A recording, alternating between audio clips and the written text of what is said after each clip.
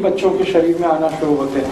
उसके पहले तो सिर्फ दूध और दूध के ही एंजाइम्स हैं उनको पचाने के लिए। तो जो बच्चे माँ के दूध पर निर्भर हैं उनको छोड़कर सभी के ऊपर ये नियम लागू होगा। कहते हैं 5 साल या 5 से 15 साल के बच्चे रात को दूध नहीं देना चाहिए, वो बेड बैटिंग करेंगे। हाँ, अब ये जो बेड बैटिंग है ये डिसीज है। बेड बैटिंग जो है, रात को बिस्तर में पेशाब करना, ये बीमारी है। इस बीमारी को ठीक करना ही पड़ेगा। दही जो है वो एसिडिक है, अम्लीय है, और दूध जो है वो क्षारीय है, एल्कलाइन है। तो जो क्षारीय चीजें हैं, इसको और दूसरे तरीके से मैं समझाने की कोशिश करें। जितनी क्षारीय चीजें हैं वो सब आप सूरज डूबने के बाद खाइए तो शरीर को बहुत काम करती है। और जितनी अम्लीय चीजें हैं, एसिडिक, वो सब सूरज निकलने के बाद खाइए तो शरीर को बहुत लाभ करती है। अम्लीय माने एसिडिक, थोड़ी खट्टी, दही थोड़ा खट्टा होता है ना, हल्का खट्टापन उसमें आता है। कितना भी ताजा हो तो भी हल्का खट्टापन उसमें होता है। तो हल्की खट्टी, ज्यादा खट्टी, रस वाली, ये सब चीजें अम्लीय हैं। और जिनका स्वाद थोड़ा कसैला होता है या नॉर्मल होता है, जैसे पानी, जैसे दूध, वो नॉर्मल स्वाद के हैं, और बाकी सब कसैली चीजें हैं। तो ज्यादा कसैली चीजें सब क्षारीय हैं, एल्कलाइन है। तो क्षारीय चीजों को खाने के लिए आयुर्वेद कहता है रात का समय सबसे अच्छा, सूरज डूबने के बाद। और अम्लीय चीजें खाने का सबसे अच्छा समय है सूरज उगने के बाद। तो दही का, फल का, सबका समय शुरू होता है सूरज उगने के बाद।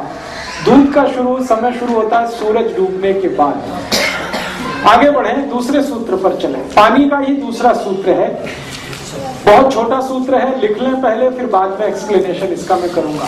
पानी हमेशा, जी चाय की बात होगी, चलो चाय ही पढ़ लेते हैं पहले। चाय के बारे में एक जानकारी दे दूं मैं। चाय जो है ना, आपके देश का उत्पादन नहीं है, पहली बात जानकारी के लिए बता। अंग्रेज आए थे जब इस देश में, तो चाय का पौधा साथ में लाए थे, और उन्होंने भारत में कुछ ऐसे स्थान हैं जो अंग्रेजों के अनुकूल, जहां ठंड ज्यादा पड़ती है, उन स्थानों पर, पहाड़ियों पर चाय के पौधे लगवा दिए, तो उसमें से चाय होने लगी। अंग्रेज अपने साथ चाय लेके आए थे, भारत में चाय कभी हुई नहीं। 1750 के पहले इस देश में एक भी चाय का कहीं नामो निशान नहीं था। ब्रिटिशर्स आए ईस्ट इंडिया कंपनी लेकर, तो उन्होंने चाय के बागान लगाए। उन्होंने अपने लिए लगाए। क्यों लगाए? चाय एक मेडिसिन है, इस बात को ध्यान से सुनिए। चाय एक मेडिसिन है, लेकिन सिर्फ उन लोगों के लिए जिनका ब्लड प्रेशर लो रहता है। सिर्फ उन लोगों के लिए जिनका ब्लड प्रेशर लो रहता है चाय मेडिसिन है। और जिनका ब्लड प्रेशर नॉर्मल और हाई रहता है, चाय उनके लिए जहर है। सर, आज के न्यूज़पेपर में है चाय मोटापा कम करती है, बता रहा हूं ना। आगे बढ़ते हैं। चाय उन सब के लिए जिनको ब्लड प्रेशर कम रहता है अमृत है, मेडिसिन है, लो बीपी वालों के लिए। लेकिन चाय उन सब के लिए जहर है जिनको बीपी हाई रहता है या नॉर्मल रहता है।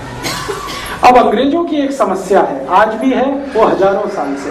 सभी अंग्रेजों का बीपी लो है, सिर्फ अंग्रेजों का ही नहीं, अमेरिकियों का भी, कैनेडियन लोगों का, फ्रेंच लोगों का, जर्मन लोगों का, स्वीडिश लोगों का, डेनिश लोगों का, सबका बीपी लो है। कारण क्या है? बहुत ठंडे इलाके में रहते हैं, बहुत ठंडे इलाके में रहते हैं। उनकी ठंड का तो हम सोच नहीं सकते। सर एक चीज, तनाव, टेंशन, डिप्रेशन में बहुत ज्यादा है। मैं बताता हूँ, अभी एक बात पूरी हो जाए तो। अंग्रेज और अंग्रेजों के आसपास के सारे देश दुनिया के इस हिस्से में रहते हैं जहां ठंड बहुत है। साल में 6 महीने सूरज नहीं, इतनी ठंड है। और आप अगर उनके यहाँ टेम्परेचर रेंज देखेंगे तो -40 उनकी लोएस्ट रेंज है। -40 ऋणात्मक रूप से, शून्य से भी नीचे 40 डिग्री, शून्य से भी नीचे 30 degree, 20 degree, 22 degree, 25 degree, 15 degree, ये टेम्परेचर उनके यहाँ 6 महीने रहता है। सूरज निकलता नहीं, 6 महीने धुंध ही धुंध रहती है आसमान में। ये इनकी सबसे बड़ी तकलीफ है, अंग्रेजों की और अंग्रेजों के आसपास के देशों। ज्यादा ठंडे इलाके में कोई भी रहेगा उसका बीपी लो हो जाएगा। आप भी करके देख लें, मैंने किया एक बार मैंने ये एक्सपेरिमेंट अपने ऊपर किया। बर्फ मंगाया मैंने, वो बर्फ की सिल्ली आती है ना, वो मंगाई, और चारों तरफ सिल्ली लगा के अंदर में लेट गया। लेटने से पहले मैंने मेरा बीपी चेक कर लिया और लेट गया। 3 मिनट के बाद ही मेरा बीपी लो होना शुरू हो गया। 3 मिनट से 6 मिनट में इतना लो हो गया कि मेरी दम निकल जाए ऐसी हालत हो गई। 8-10 मिनट में ही मुझे बर्फ से बाहर आना पड़ा। फिर बीपी चेक किया, मैं कल्पना नहीं कर सकता इतना लो था, इतना लो था। फिर मेरे समझ में आ गया कि मेरे से ज्यादा बेचारे तो अंग्रेज हैं जो बर्फ की सिल्लियों में 6 महीने रहते हैं। चारों तरफ बर्फ रहती है, छत पे बर्फ रहती है, सड़क पे बर्फ रहती है, इधर बर्फ रहती है, उधर बर्फ रहती है। इतनी बर्फ होती है कि गाड़ियां बर्फ में दब जाती हैं। फिर उनको स्पेशल अभियान चलाना पड़ता है बर्फ को तोड़ने का। सारी सरकारों का बड़ा बजट तो बर्फ तोड़ने में खर्च होता है, कनाडा, अमेरिका वगैरह। तो वो लोग सच में बर्फ में ज्यादा रहते हैं, ठंड बहुत है, ब्लड प्रेशर बहुत लो होता है। अब तुरंत ब्लड को स्टिमुलेंट चाहिए। अगर बीपी लो हो गया, इतनी ठंड पड़ गई, स्टिमुलेंट चाहिए तुरंत बीपी बढ़ाने के लिए, तो चाय उसमें सबसे अच्छी है। दूसरे नंबर पे कॉफी। तो चाय और कॉफी उन सबके लिए बहुत अच्छी है जो ठंड वाले इलाके में रहते हैं। और भारत के ऐसे कई इलाके हैं जहां बहुत ठंड पड़ती है। अगर मैं जम्मू कश्मीर में जाकर ये व्याख्यान दूंगा तो लोगों से कहूंगा चाय पियो, कॉफी भी पियो, क्योंकि उनके लिए वो मेडिसिन है। आपको अगर मैं लेक्चर करूंगा तो आपको बोलूंगा आप मत पियो, क्योंकि आप इतने बर्फ वाले इलाके में नहीं रहते। आपके यहाँ थोड़ी ठंडी है, वो भी साल में 10-15 दिन की है। वो 10-15 दिन तब होते हैं जब कोहरा बहुत पड़ता है, हाथ पैर आपके गलने लगते हैं, टेम्परेचर -0 या 0 के नीचे आ जाता, तब आपके यहाँ शायद 2-4 दिन 5 दिन ऐसे आते हैं कि आप चाय P low, coffee P low, क्योंकि उस समय बीपी बहुत लो है।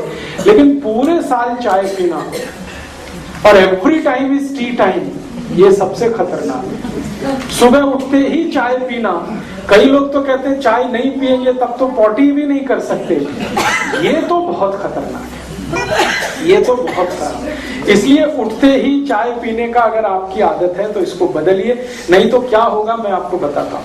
अगर लो बीपी आपको नहीं है और ब्लड प्रेशर नॉर्मल है, चाय पीना आप जारी रखते हैं, धीरे धीरे हाई होना शुरू होगा और वो हाई होते होते फिर आपको गोलियों तक लेके जाएगा। फिर डॉक्टर कहेगा बीपी लो करने के लिए गोलियां खाओ, और जिंदगी भर चाय भी पियो, जिंदगी भर गोलियां भी खाओ।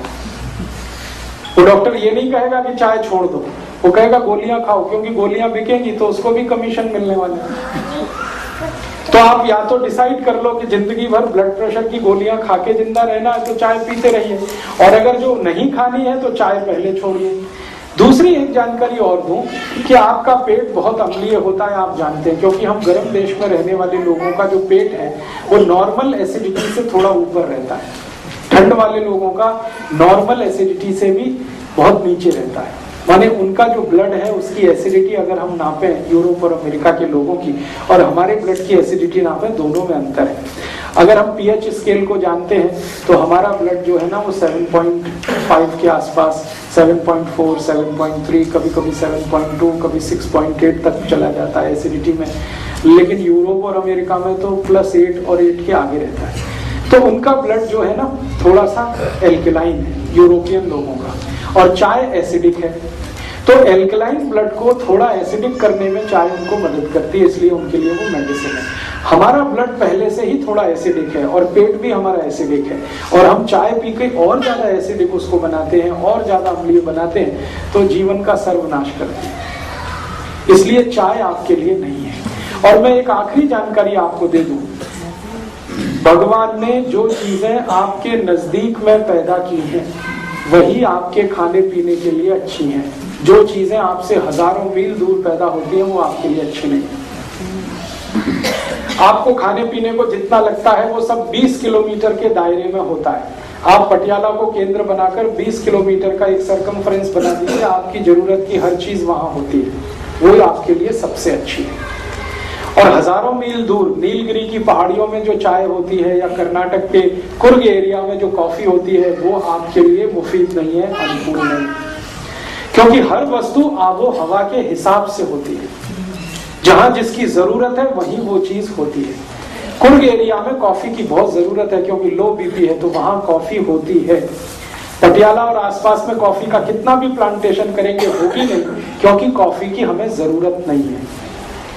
ये तो गड़बड़ी क्या हो गई कि ट्रांसपोर्टेशन के साधन इतने हो गए तो दुनिया में जहां भी जो कुछ होता है हम उसे हासिल कर लेते हैं, लेकिन वो शरीर के अनुकूल नहीं। और एक और छोटी सी बात कि हमारे आसपास के जानवरों और पक्षियों को